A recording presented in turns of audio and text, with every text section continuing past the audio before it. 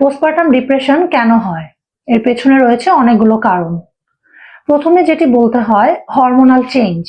ডেলিভারির পর ইস্ট্রোজেন এবং প্রোজেস্টেরনের মাত্রা হঠাৎ করে কমে যায়, যার কারণে মায়েদের ঘুমের উপরে প্রভাব পড়ে, মায়েদের আবেগ নিয়ন্ত্রণে সমস্যা হয়। দ্বিতীয়ত, স্লিপ ডিপ্রাইভেশন।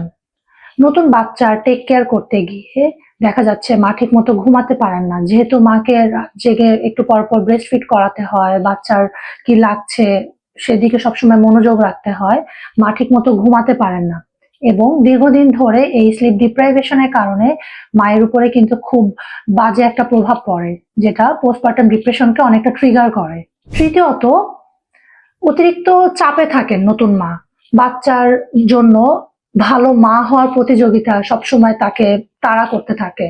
বাচ্চা ঘুমালো কিনা, বাচ্চা খেলো ঠিক মতো কিনা, বাচ্চা ঠিক মতো টয়লেট হলো কিনা, সবসময় মা বাচ্চাকে নিয়ে অকুপাই থাকার চেষ্টা করে। এবং এটা দেখা যায় আস্তে আস্তে মায়ের নিজের প্রতি যত্ন নেওয়ার ক্যাপাসিটিও কমে যায়, মার মনের উপরে খুব বাজেভাবে প্রভাব ফেলে এবং আলটিমেটলি দেখা যায় মা পোস্টপার্টাম ডিপ্রেশনে আক্রান্ত হয়ে যাচ্ছেন।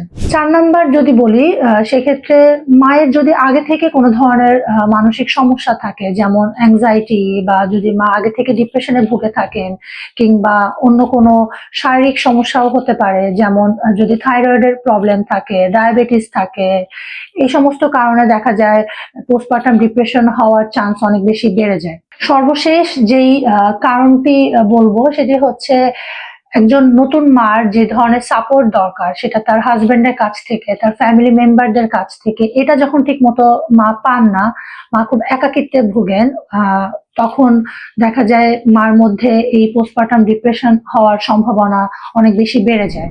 একটি ছোট শিশুর ধীরে ধীরে বেড়ে ওঠা, তার প্রথম হাসি, তার প্রথম শব্দ, তার নরম হাত পা, এই প্রত্যেকটা মুহূর্ত অনেক বেশি আনন্দের। কিন্তু পোস্টপার্টাম ডিপ্রেশন একজন মার কাছ থেকে এই আনন্দর যে অনুভূতি সেটা কিন্তু কেড়ে নিচ্ছে। মা প্রচন্ড ভালোবাসে তার বাচ্চাকে, কিন্তু সে ওই আনন্দটা আর খুঁজে পায় না। তাই পোস্টপার্টাম ডিপ্রেশন খুব আর্লি নোটিস করা উচিত এবং এর প্রপার ম্যানেজমেন্ট অবশ্যই গ্রহণ করা উচিত।